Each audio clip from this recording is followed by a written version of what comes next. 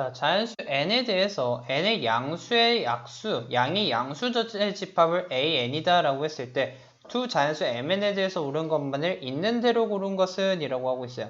자, 그랬을 때 m, n이 서로소일 때 am이라는 거는 m의 양의 약수 전체 집합이고 n이라는 건 n의 양의 약수 전체 집합과 같은데 이 교집합이 mn이 서로서라는 건 약수가 겹치는 게 없다라는 거니까 교집합도 공집합이 된다라고 얘기해 볼 수 있겠죠. 그래서 디귿은 기역은 맞는 얘기다라는 걸 확인을 해볼 수가 있고, 자, 니은 am과 an의 합집합이다라는 건 뭐예요? m의 약수이고 더하기 n의 약수인 걸 모두 합친 거니까 이건 뭐다? 바로 m과 n의 최소 공배수의 집합과 같다라고 얘기를 해볼 수가 있는데 최소 공배수다라는 건 결국 mn의 약수이기도 하죠. 그러면 이 최소 공배수는 am의 다시 mn의 약수이니까 이 전체 집합은 a의 부분 집합이 된다라고도 얘기해 볼 수가 있겠네요. 자, 그래서 니은도 맞다라는 걸 확인해 볼 수 있고, 자, 반면에 mn의 교집합이다라는 건 뭐예요? m의 약수에서 n의 약수를 겹치는 것만 고른 거니까 이 집합은 뭐다라고 얘기를 할 수 있어요? 겹치는 것만 고르면은 m과 n의 어떤 최대 공약수의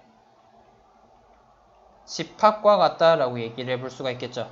자, 근데 이 최대 공약수가 m과 n을 더한 것의 배수가 된다, 다시 약수가 된다라고 확실하게 할 수가 있어요.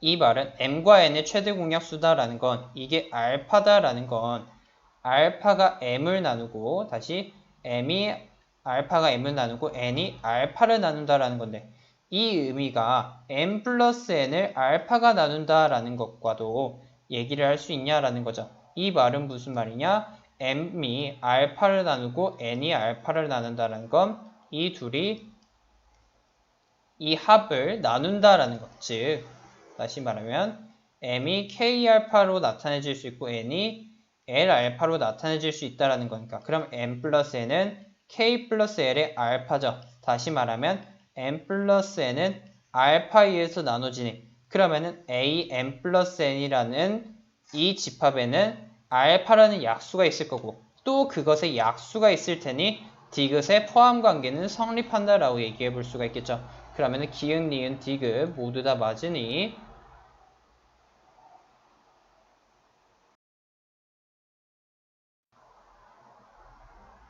보기에서 옳은 것만을 고른 것은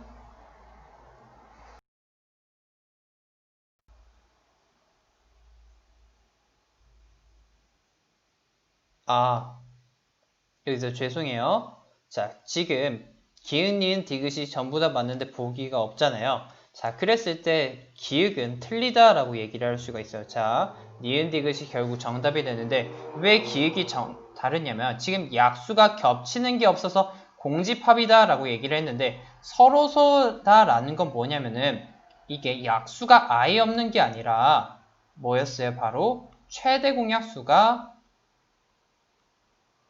1이다라는 의미였어요. 다시 말하면 m과 n이 겹치는 약수는 1이 있고 그러면은 이 교집합은 공집합이 아니라 1이다라고 말을 해야겠죠. 그럼 기억이 틀리고 니은 디귿이 맞으니 옳은 것만 있는 대로 고른 것은 5번이 됨을 확인해 볼 수가 있겠네요.